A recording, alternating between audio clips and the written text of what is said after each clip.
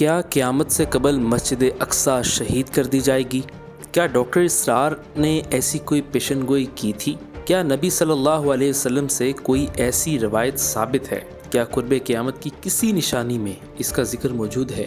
آئیے جانتے ہیں۔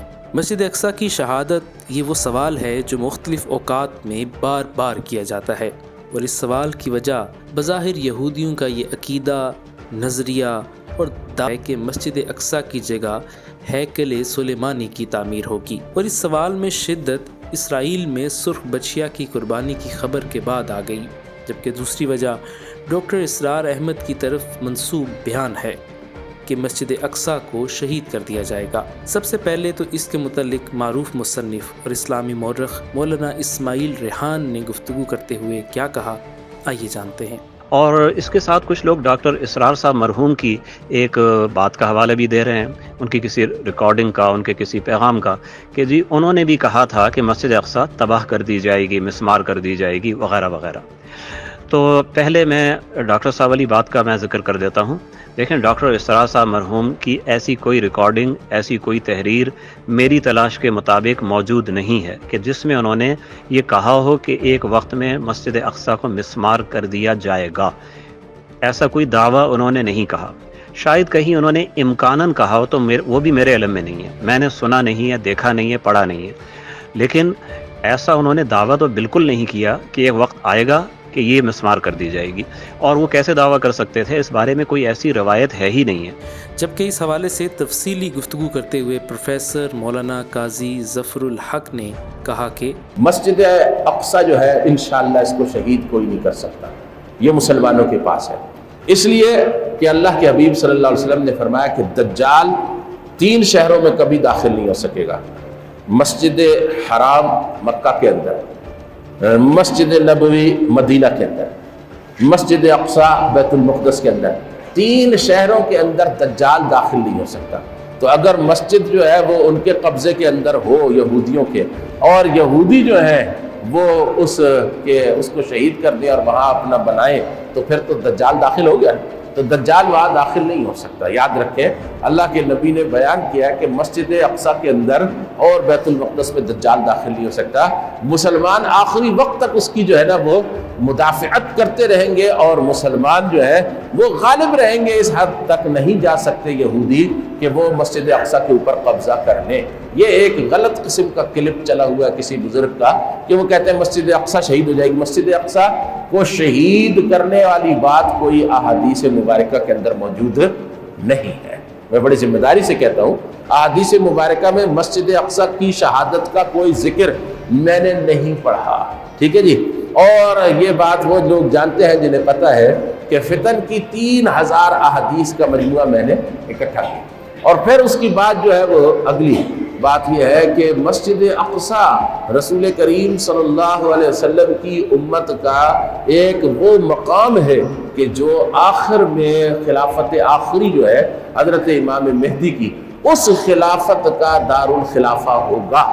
حضرت امام مہدی کی بیعت تو ہوگی خانہ کعبہ میں، لیکن جنگ لڑنا شروع کریں گے عیسائیوں سے، تو عیسائیوں سے جنگ لڑتے لڑتے لڑتے شام تک جائیں گے۔ شام جو ہے اس کو جب وہاں پر بہت بڑا مارکا ہوگا، ساری دنیا کے عیسائی اور ساری دنیا کے مسلمان اس کے اندر اہل ایمان شرکت کریں گے، تو وہ جو شام کا علاقہ ہے اس میں جو الملحمۃ العظمیٰ ہوگا، دنیا کا سب سے بڑا کشت و خون جو اس کے اندر ہوگا، اس میں مسلمان غالب آئیں گے۔ اس کے بعد مسلمان یورپ پر حملہ کریں گے، تو حضرت امام مہدی اس یورپ کے قریب رہنے کے لیے دارالخلافہ جو ہے بنائیں گے بیت المقدس کو، اور حضرت عیسیٰ علیہ السلام بھی بیت المقدس کے سامنے دجال کی فوجیں ہوں گی تو ان کو مارنے کے لیے وہاں سے بیت المقدس سے نکلیں گے۔ تو لہٰذا بیت المقدس مسلمانوں کی آخری خلافت کا جو ہے نا وہ دارالخلافہ ہے۔ جبکہ اس حوالے سے ڈاکٹر اسرار احمد کی اپنی گفتگو بھی موجود ہے، جس میں وہ اس بات کی نفی کرتے ہوئے گفتگو کر رہے ہیں کہ تو گویا کہ اب آپ سمجھئے کہ 88 برس تک عیسائیوں کا قبضہ رہا یروشلم، اب 1967 میں یہودیوں نے قبضہ کیا ہے، اور اب 38 برس تو ہو گئے، 88 نہیں 38 برس تو ہو گئے، لیکن وہ دور آئے گا کہ اب پھر لیں گے، لینے والے عرب بھی نہیں ہوں گے، خراسان کے علاقے سے فوجیں آئیں۔ یہ خراسان کیا تھا؟ ایلیا تو میں نے آپ کو بتا دیا، یروشلم کا نام ہے۔ خراسان اس زمانے میں ایک بہت بڑے ملک کو کہتے تھے، کچھ حصہ پاکستان کا بھی اس میں شامل ہے، کچھ حصہ ایران کا بھی ہے۔ ایران کے اس حصے کو اب بھی خراسان کہتے ہیں، وہ ایک صوبہ ہے۔ خراسان ایک صوبہ ہے ایران کا، چھوٹا سا۔ پاکستان میں خاص طور پر یہ جو علاقہ مالاکنڈ ایجنسی کہلاتی ہے، اس سے اوپر جتنا علاقہ ہے، اور یہ جو واخان کی ایک پٹی آتی ہے اوپر، واخان افغانستان کی ایک پٹی سی دم سی چلی آتی ہے جو جا کر چائنا کی سرحد سے مل جاتی ہے، یہاں سے لے کے یہاں تک یہ جو مالاکنڈ کا وہ درہ ہے اور پہاڑ ہے، یہ بھی خراسان کا حصہ ہے۔ باقی تقریباً 2/3 آف افغانستان ساؤدرن حصہ نہیں ہے خراسان کا حصہ، یہ سیستان کہلاتا تھا، یہ خراسان نہیں ہے۔ لیکن یہ کہ اوپر کا 2/3 آف افغانستان اور اس کے ساتھ یہ جو عرب جو اب یہ ترک ممالک آزاد ہوئے ہیں سوویت یونین کی ڈسولوشن کے ساتھ، یہ سارا علاقہ کہلاتا ہے خراسان بزرگ۔ یہاں یہ بھی یاد رکھنا چاہیے کہ کیونکہ اسلامی نقطہ نظر سے اس حوالے سے کوئی واضح بات موجود نہیں ہے، اس لیے علماء بشمول ڈاکٹر اسرار نے ایک امکان کو سامنے رکھتے ہوئے متعدد بار یہ گفتگو کی ہے کہ اگر مسجد اقصیٰ کو شہید کر دیا جاتا ہے تو جیسا کہ اس ویڈیو میں سنا جا سکتا ہے۔ اصل بات جو ہے میں آپ کو بتانا چاہتا ہوں، یہ ہے سائیڈ ایشو۔ اصل ایشو ہے فلسطین کا جو شروع ہونے والا ہے، بھٹی دہکے گی وہاں۔ ظاہر بات ہے کہ اگر کوئی بہت بڑا اقدام ہو جاتا ہے فلسطینیوں کے خلاف، اور اگر واقعتاً مسجد اقصیٰ اور حکومت الصحرا گرا دیے جاتے ہیں، تو طوفان اٹھے گا عالم عرب میں۔ یہ حسنی مبارک ہو یا شاہ خالد ہو یا کوئی اور ہو، یہ نہیں روک سکتے اس طوفان کو۔ نوجوان خون اٹھے گا، غیرت اور جو بھی حمیت ہے۔ مسلمان ان پڑھ سے ان پڑھ اور بالکل بے دین، وہ بھی مسجد کی حرمت پر کٹ مرنے کو تیار ہو جاتا ہے۔ مسجد تو بنا دی شب بھر میں ایمان کی حرارت والوں نے، من اپنا پرانا پاپی ہے، برسوں میں نمازی بن نہ سکا۔ وہ چاہے کانپور کی مسجد تھی مسلمانوں نے جانے دی ہے، چاہے وہ شہید گنج کی مسجد تھی مسلمانوں نے جانے دی ہے، چاہے نماز نہ پڑھتے ہو، لیکن یہ جو حرمت اور یہ جو حمیت اور یہ غیرت ہے، اس سے جو طوفان اٹھے گا یہ ہوگا اس ملحمۃ العظمی، اس کی طرف پیش رفت ہو رہی۔ کتاب الملاحم سے احادیث کے حوالے سے کہ جن جنگوں کا حوالہ دیا حضور نے، پیشن گوئی کی ہے، اس کا نقطہ آغاز تھا خلیج کی جنگ۔ صدام حسین نے اسے کہا تھا یہ مدر آف وارز ہے، ام المحارب، یہ ایک جنگ نہیں ہے۔ اس کا نقشہ بھی حدیث میں موجود تھا، پیشن گوئی موجود تھی، اس وقت بھی ہم نے شائع کی تھی۔ لیکن اس میں جو جنگ اب ہونے والی وہ الملحمۃ العظمی۔ ملحمہ کسے کہتے ہیں؟ لحم گوشت کو کہتے ہیں، اور قصائی کی دکان کو عربی میں ملحم کہتے ہیں، جہاں گوشت کے ٹکڑے کیے جاتے ہیں۔ آج کل مشینوں سے ہوتے ہیں، اب جو ہے وہ ہاتھ سے چھریوں سے نہیں ہوتے، لیکن ٹکڑے ہو رہے ہوتے ہیں، جسموں کے چیتھڑے اڑ رہے ہوتے ہیں۔ ملحمہ، یہی لفظ استعمال کیا تھا حضرت سعد ابن عبادہ نے رضی اللہ تعالی عنہ یوم فتح مکہ۔ ان کے دل میں تھا کہ اب ہم انتقام لیں گے ان عربوں سے، ان قریش سے۔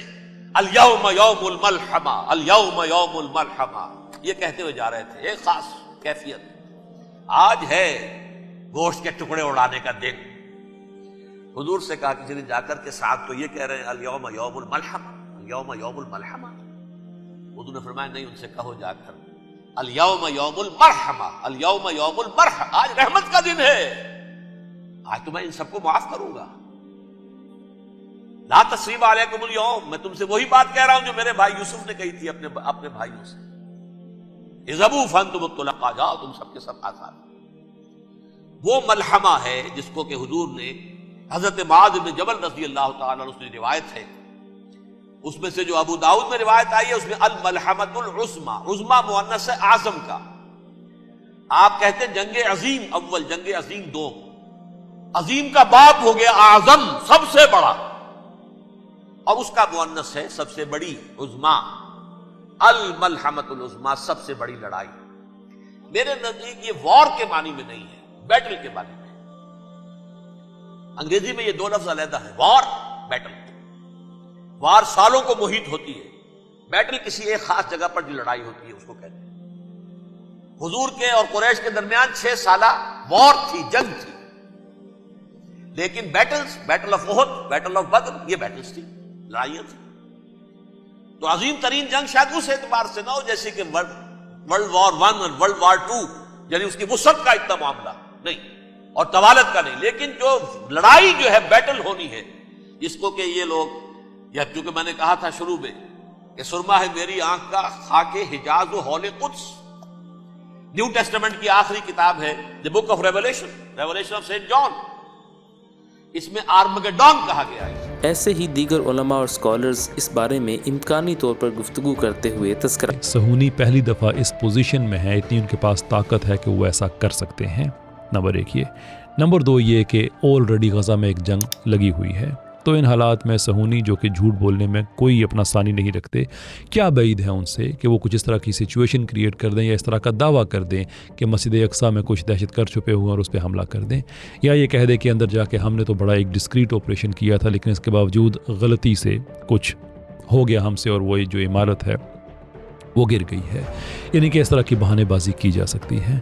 اللہ تعالیٰ سے دعا ہے کہ یہ سلسلہ رک جائے اور جو مسلمان حکمران ہیں یہ تجربہ ہو جانے سے پہلے ہی اسرائیل پہ پریشر ڈالیں کہ وہ اس کو روک دے، یہ تجربہ نہ ہونے دیں، کیونکہ یہ تجربہ اگر ہو جاتا ہے، اور یہ بھلے پرائیویٹ گروپس ہی ہیں جو اسرائیل میں کر رہے ہیں، لیکن اگر پورے ملک میں یہ 2000 سال کی پروفیسی اگر یہ پھیل جاتی ہے اور پورا ملک اس میں شامل ہو جاتا ہے تو پھر مسجد اقصیٰ کو بچانا ناممکن ہو جائے گا، اور اگر مسجد اقصیٰ شہید ہو جاتی ہے اور پوری دنیا کے مسلمان اٹھ کھڑے ہوتے ہیں تو یہی حکمران جو آج غزہ کے لیے نہیں بول رہے ہیں ان پہ زمین تنگ ہو جائے گی، کیونکہ مسجد اقصیٰ کا گر جانا یہ محض ایک مسجد کا گر جانا نہیں ہوگا، یہ 3 مقدس ترین عبادت گاہیں مسلمانوں کی ان میں سے ایک ہے، and that will be a very very difficult situation ہمارے اپنے رولرز کے لیے۔